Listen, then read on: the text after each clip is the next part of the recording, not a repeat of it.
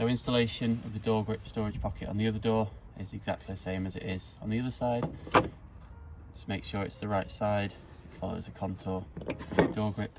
And another thing that we forgot to mention, it has this nice foam padded base on it which stops things vibrating around when you're driving along.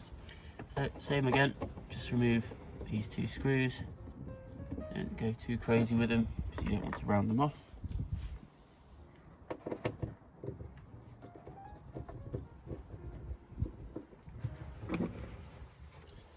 To just get the door grip pocket in position.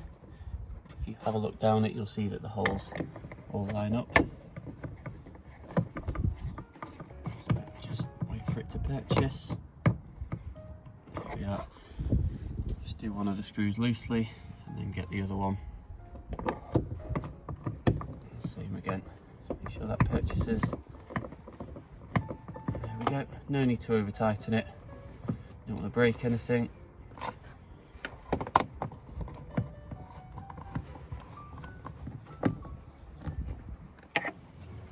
And there we go, you've now got a working door grip storage pocket.